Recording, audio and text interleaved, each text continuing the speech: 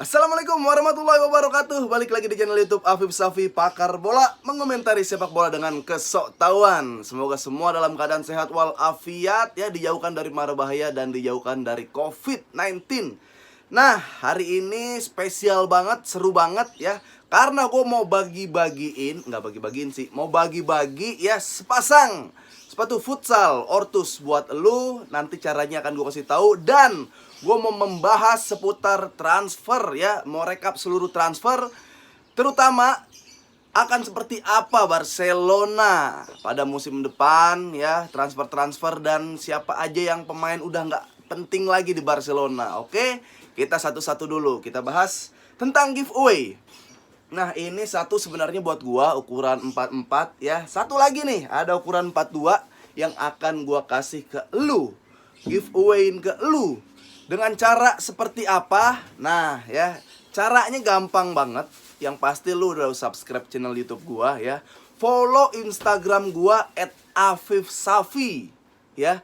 Dan dengerin podcast Boba ya. Lu download aplikasi Noise, dengerin podcast Boba. Nah, itu nih, terutama keuntungan banget buat PSBB ya, yang udah gabung ke grup Telegram Boba. Keuntungan banget ya. Komen aja di postingan ini, kenapa Lionel Messi harus dapat Ballon d'Or. Kenapa harus Messi yang dapat Ballon d'Or? Komen di YouTube ini ya. Dan jangan lupa tadi syaratnya adalah follow Instagram gua ya. Follow podcast bola banget di aplikasi Noise, podcast Boba. Dan komen nih di YouTube kali ini, kenapa Lionel Messi harus dapat Ballon d'Or. Oke, komennya aneh-aneh. Mau lu nggak setuju Messi dapat Ballon d'Or juga nggak apa-apa. Nanti komen yang termenarik akan gue kasih satu pasang sepatu Ortus ini. Nah, itu caranya gampang ya. Sebenarnya masih ada 3 pasang lagi yang akan dibagi-bagiin. 3 pasang, berarti ada 3 pemenang yang akan mendapatkan sepatu futsal Ortus ini nih ya. Caranya gimana? Caranya gampang ya. Ada YouTube Sportainment namanya Red Ales. Red Ales, di subscribe ya, di komen video yang ada guanya. Subscribe channel YouTube Red Ales, komen di video yang ada guanya. Dan juga follow Instagram Red Ales. Nah, jadi ntar ketahuan nih yang mana mau follow ya. Kalau syaratnya kurang-kurang nggak jadi dikasih. Kalau syaratnya bener jadi dikasih, kita kirimin ya. Satu nih caranya, ya udah follow dan dengerin podcast bola banget. Komen di YouTube gua kenapa Messi harus jadi pemenang Ballon d'Or, dan follow Instagram gua. Dan buat 3 pasang lagi ya, lu bisa cek YouTube Red Ales. Nah, di situ ada video yang ada guanya, lu komen tuh. Terunik nanti akan ada 3 pemenang mendapatkan 3 pasang sepatu futsal Ortus. Nih lagi booming nih ya. Oke. Kira-kira itu dulu pengumumannya. Dan kita lanjutkan ke berita-berita tentang sepak bola. Yang dimana ternyata gue tanya sama lu, menurut lu di musim yang sekarang ini ya, di daftar transfer yang sekarang, siapa klub yang jumlah transfernya paling banyak? Siapa klub yang jumlah transfernya paling banyak? Ya, bukan MU, bukan Madrid, bukan Barca, bukan City, bukan klub-klub kaya. Ternyata RB Leipzig. RB Leipzig ini ya termasuk klub ya yang paling besar mengeluarkan biaya untuk belanja pemain. Karena ya dia mengeluarkan uang sebesar 91,6 juta euro. Wah, gila. Karena dia berhasil ngejual back muda yang bagus tuh, namanya tuh Upamecano dijual dari Leipzig ke Munchen. Dan dia juga menjual Konate ke Liverpool. Jadi dia dapat banyak, dan akhirnya dia beli Andre Silva dari Bundesliga juga ya, datang ke Leipzig. Ternyata itu. Di nomor 2 ada MU yang ada 85 juta euro karena dia beli Sancho, beli macem-macem. Ada Paris Saint-Germain yang walaupun Paris Barca ini banyak dapat pemain yang gratisan, ternyata Paris juga mengeluarkan biaya untuk melakukan pembelanjaan pemain. Nanti kita akan bahas ya Paris Saint-Germain yang menurut gue sekarang adalah Los Galacticos. Nanti di episode selanjutnya. Ini kita bahas Barcelona dulu. Ya selanjutnya tuh di bawah ada Paris, ada Leicester, Milan, Olympique Marseille. Dia tuh ini adalah klub-klub yang melakukan jumlah pembelanjaan yang lumayan oke lah. Lumayan oke angkanya. Ada Ramos yang kita udah tahu ke Paris, Arcaf. Ada Wijnaldum, Donnarumma ke Paris, Eric Garcia, Agüero, Depay, Alaba ke Madrid. Ada Paulo ke Atletico, Changhelo, apa sih? Chalengheu. Ini namanya paling susah nih pemain Milan. Mainnya juga nggak terlalu lagi. Udah kira-kira seperti itu. Dan sekarang kita bahas Barcelona yang sedikit ada angin segar, sedikit ada kabar gembira yang ada berita Messi akan bertahan di Barcelona dan mengikhlaskan gajinya dipotong sebesar 50%. Tuh, kurang apa lagi Messi dedikasinya buat Barcelona. Ya, menurut gua kalau Messi udah utang budi sama Barcelona itu udah selesai. Messi nggak perpanjang kontrak pun kayak ya udah, kita udah dapat dari Messi udah dapat dari Barcelona gitu. Tapi Laporta bilang kayaknya Messi ini akan stay. Yang dibutuhkan oleh fans saat ini adalah sabar dan menantikan keputusan sampai akhir nanti di akhir Juli ya, akan ada tanda tangan kontrak baru. Mudah-mudahan Messi stay. Gua mikir nih, lu setuju mungkin sama gua. Kenapa Messi stay di Barcelona? Salah satu faktornya adalah dia memenangkan Copa America.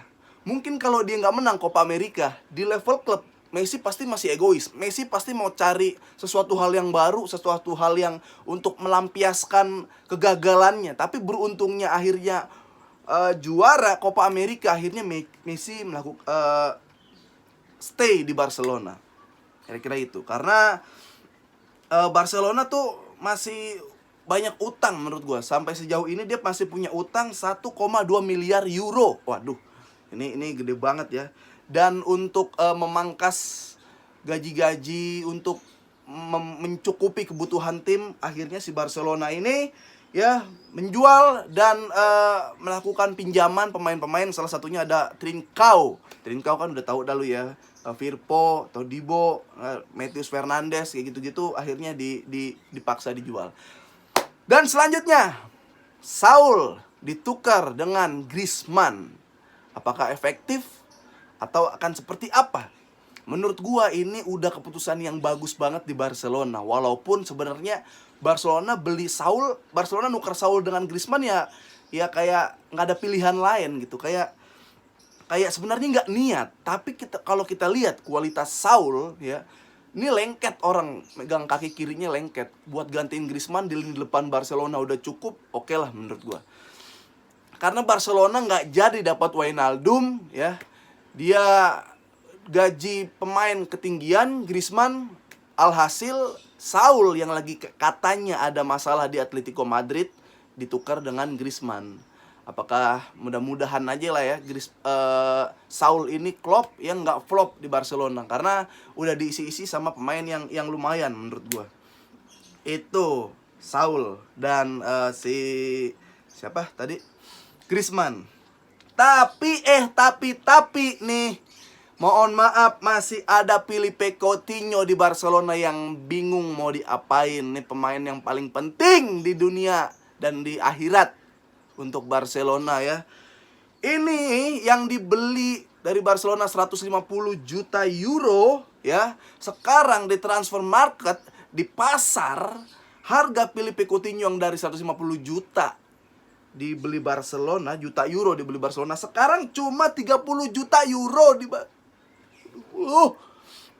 ini orang mungkin dalam sejarah sepak bola ya, pembelian tergagal, kayaknya Coutinho harus masuk. Kita beli mahal-mahal, lagi bagus-bagusnya di Liverpool, nggak ditunggu-tunggu lagi jeleknya, lagi bagusnya dibeli sama Barcelona. Main flop, main ngaco, ngadet, nggak jalan, main macet ya. Cedera mulu ya kan, ngeluarin duit lagi Barcelona, langganan BPJS kelas 1 di Katalan, terbangin sono sini kagak sembuh-sembuh. Ketika sembuh main di Munchen, golin ke Barcelona, lu bayangin. Gila nih pemain ya. Kita nih bingung, dijual nggak ada yang mau ya kan, udah diturun-turunin belum ada yang mau, belum ada kabar-kabar. Kalau mau dimainin gara-gara sayang, tapi kita mesti bayar 20 juta euro lagi ke Liverpool. Mending apa gue saranin sama Barcelona, sindir-sindir aja di sosmed, ya di grup WhatsApp, bilang, ada parasit nih. Parasit nggak mau keluar aja, terus nggak usah ngasih pesangon. Klubnya lu aja yang bayar ke klub gitu. Ada parasit nih kerjaannya nyedot Barcelona, siapa ya? Gitu-gituin aja tuh. Gue udah gedek banget sama Coutinho, bener-bener. Banyak yang ya sebenarnya masih patut ditunggu nih Coutinho setelah sembuh gimana, karena gelandang-gelandang Barcelona cukup lumayan dia, cuma ya gak jalan emang nih iblis cuma nyedot doang iblis. Ada angin segar ternyata ya, Clement Lenglet katanya ditawar sama Everton. Ini sama halnya dengan waktu Yerry Mina yang gak jalan di Barcelona, akhirnya ditawar sama Everton. Kita doain aja biar Everton, ya talent scouting Everton atau manajer-manajer Everton ngelihat Lenglet di Barcelona kayak ngelihat Baresi di AC Milan atau Baresi di Italia. Jadi kita doain aja ya, biar orang Everton tuh ngelihat Lenglet, jago banget Baresi, ya ini jago, iya gitu. Kitanya juga support, ih bang, jago nih bang, Lenglet nih, 11 pemain gak bakal lewat kalau ngegocek dia bang. Padahal mah aslinya Lenglet ada di Barcelona ya, dia bisa ngejar pemain yang speednya yang gak lari, baru sama dia kena. Kalau nggak lari, kalau lari udah pasti lewat. Mau larinya pelan, mau larinya kenceng, lewat sama si Lenglet kalau digocek. Makanya kita doain aja biar Everton tuh dibutakan, pikirannya dibutakan, biar dia tertarik sama Lenglet. Aduh.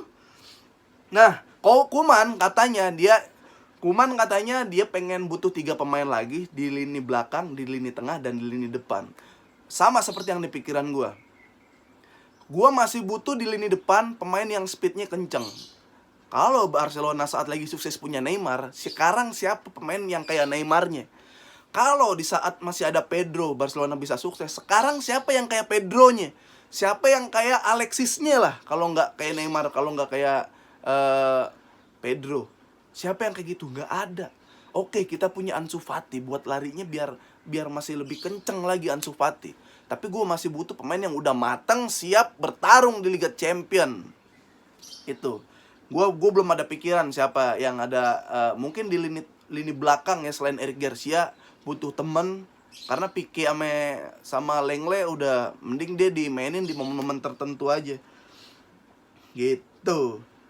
Nah, dan selanjutnya ada Gerard Pique, Sergio Busquets, dan Sergio Roberto yang sudah memperpanjang kontrak dan dia merelakan untuk gajinya diturunkan. Wah, ini kalau Pique sama si Busquets oke lah ya. Pique buat ngetrol ya. Maksudnya kalau udah nggak main bola, tapi buat motivasi pemain, buat ngetrol musuh, itu Pique juara menurut gua ya. Kalau dia udah nggak kuat napasnya, nggak apa-apa, masih ditahan. Busquets juga, kalau dia bisa jadi jenderal di lapangan tengah.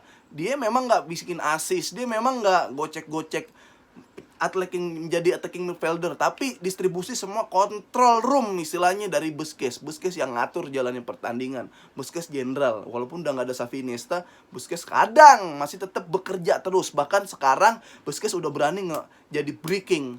Kira-kira seperti itu ya. Jadi kita doakan aja biar si Coutinho ini sadar, kayak aduh gue udah nyedot Barcelona nih, gue nggak ngasih apa.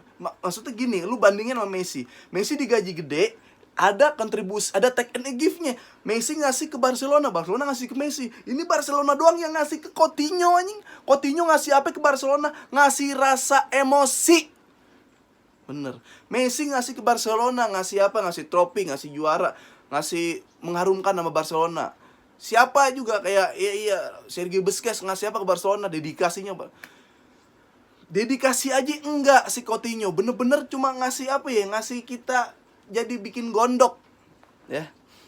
Jadi gitu kira-kira. Kalau kita bahas skema, sekarang kita bahas skema dengan squad dengan kedalaman yang udah ada di Barcelona. Kiper kayaknya nggak bisa digantiin. Stegen masih oke ya. Stegen masih oke. Kalau misalkan backnya lengkap, gue yakin, gue berani prediksi kalau Barcelona mainnya 4-3-3 lagi. Ya, di sini ada Emerson mungkin ya switch-nya sama Des. Araujo nggak mungkin terganti. Araujo kalau udah sembuh dia harus main terus menurut gua. Di sini ya nggak ada pilihan selain Lenglet, enggak deh. Ada Eric Garcia di sini ya. Dia mungkin masih bisa switch sama Lenglet kalau misalkan Lenglet lagi jangan sehat terus dah buat Eric Garcia. Sini ada Jordi Alba pasti. Di tengah Busquets ini keduanya tim B-nya mungkin Ilaik Moriba. Bisa jadi nanti sewaktu-waktu De Jong yang akan pindah ke Busquets. Di sini ada De Jong, di sini ada Pedri. Di depannya udah nggak perlu diraguin lagi. Pasti ada Aguero yang pasti bukan Braithwaite, ada Messi di sini, dan di sini bisa diisi dengan Depay yang bisa di switch, Ansu Fati mungkin. Ansu Fati atau Dembele bisa diputer-puter. Tapi ini skema yang akan terjadi ya. Bisa jadi dia main 3-4-3 lagi. Kalau 3-4-3 lagi, ini posisi Busquets agak bahaya. Bukan agak bahaya sih, bisa bersaing lah. Gue yakin di sini Araujo, di sini Eric Garcia. Di sini Eric Garcia, sini Araujo, di sini lobang Lenglet.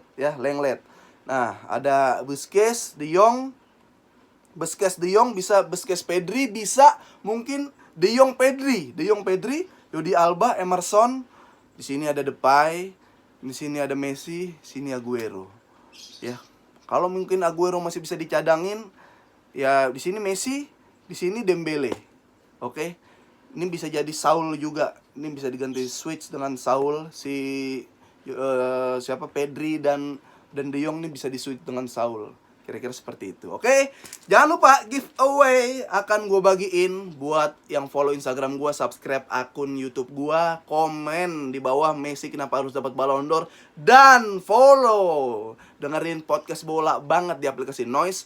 Dan jangan lupa ada 3 pasang lagi di YouTube-nya Red Ales. Ya, langsung aja dikunjungin YouTube-nya Red Ales dan follow Instagram Red Ales. Terima kasih, sehat-sehat selalu. Nanti kita akan bahas peluang Paris Saint-Germain di Liga Champion. Menurut gue Paris Saint-Germain ini harus banget juara di Liga Champion dengan skuad yang ada. Kalau enggak kebangetan. Kita ketemu di next episode. Assalamualaikum warahmatullahi wabarakatuh.